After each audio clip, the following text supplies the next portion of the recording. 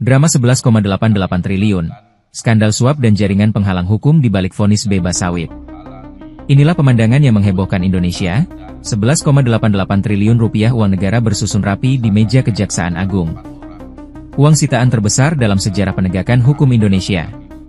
Tapi di balik gunungan rupiah ini, tersimpan cerita gelap, jaringan sistematis penghalang penyidikan yang melibatkan hakim, pengacara, hingga buzzer media sosial.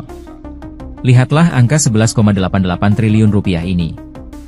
Ia bukan sekadar kerugian negara dari korupsi ekspor minyak sawit, CPO, oleh raksasa Wilmar Group. Ia adalah bukti nyata upaya menggagalkan hukum.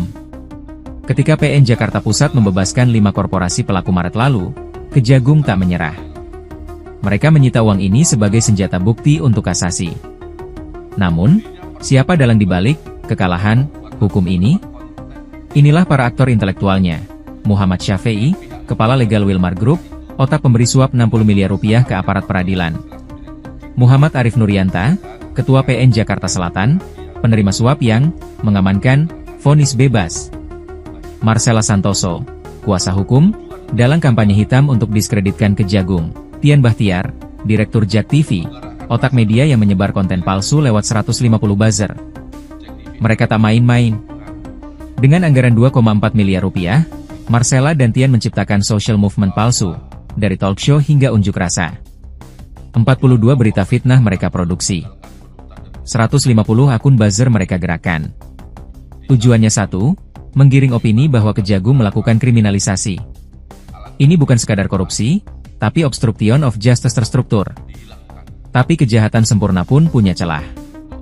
Audit BPKP dan kajian ekonomi UGM membongkar kerugian negara hingga 11,88 triliun rupiah. Penyitaan ini adalah pukulan balik. Uang itu kini jadi amunisi utama Kejagung di kasasi Mahkamah Agung. Dan para penghalang hukum? Mereka menghadapi ancaman 12 tahun penjara di bawah pasal 21 UU Tipikor. Dilakukan oleh pimpinan di Kejaksaan adalah tidak benar dan seolah-olah apa yang dilakukan itu adalah kriminalisasi terhadap yang bersangkutan. Untuk lebih jelasnya mungkin bisa diputar video Marcella Santoso biar teman-teman wartawan nanti menyaksikan apa yang sesungguhnya disampaikan oleh yang bersangkutan. Silakan. Selamat malam Bapak-Bapak, saya Marcella Santoso. Terima kasih saya diberikan kesempatan untuk membuat video ini. Saya ingin menyampaikan dari hati saya yang paling dalam terkait dengan perkara pasal 21, kasus 5, kasus CPO, dan kasus gula, bahwa saya menyadari di dalam proses penanganan perkara ini terdapat postingan yang sebenarnya sama sekali tidak terkait dengan perkara yang ditangani. Antara lain terkait dengan isu kehidupan pribadi Bapak Jaksa Agung, isu Pak Pajapitsus, isu Bapak Dirdik, dan bahkan terdapat juga isu pemerintahan Bapak Presiden Prabowo seperti petisi RUU TNI dan juga Indonesia Gelap. Bahwa saya sangat menyesali dan sangat menyadari bahwa apapun dan bagaimanapun ceritanya, baik itu kelalaian saya tidak mengecek ulang isi konten, ataupun kelalaian dan luputnya saya mengecek dan meneliti kembali dan fokus terhadap apa yang disampaikan, saya menyadari bahwa konten-konten tersebut memberikan rasa sakit bagi pihak-pihak yang terkait dan terdampak. Untuk itu dari hati yang paling dalam saya sampaikan penyesalan, dan saya meminta maaf kepada bapak-bapak dan mungkin pihak lain yang terkait dan terdampak, bahwa saya sejujurnya tidak pernah merasa ada ketidaksukaan atau kebencian secara pribadi, baik dengan institusi ataupun dengan pemerintahan ataupun dengan personal. Karena di dalam chat saya dan sudah dimasukkan ke dalam BAP, salah satunya terdapat percakapan yang saya antara saya dan rekan saya sampaikan bahwa ada baiknya juga APH ini seperti Bapak Febri.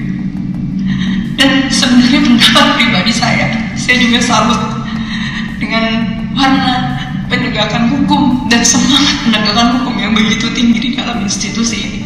Itulah pendapat pribadi saya, sehingga saya tidak pernah ada kebencian pribadi dengan institusi ini ataupun pemerintah.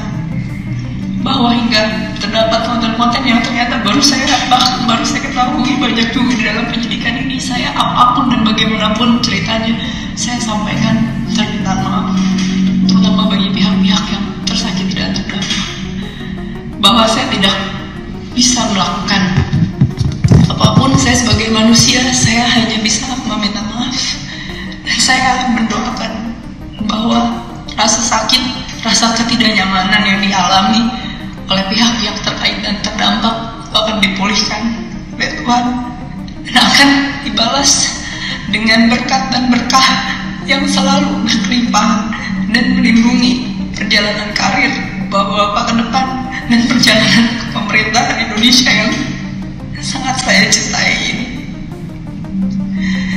Semoga pintu maaf masih bisa terbuka setidaknya bagi saya, dan saya berdoa untuk yang terbaik ke depannya Bapak-Bapak semua. Terima kasih. Amin ya rabbal alamin. Teman-teman jurnalis yang saya hormati, bahwa setelah tadi teman-teman menyaksikan, semuanya menjadi terang benderang bahwa apa yang selama ini disampaikan terkait konten-konten negatif yang ditujukan kepada institusi Kejaksaan Agung Republik Indonesia, terhadap Jaksa Agung, terhadap Jampitsus, terhadap Direktur Penyidikan, bahkan terhadap institusi lain yang telah disebut tadi adalah tidak benar. Ikuti terus informasi-informasi terkini lainnya di SIB News Network.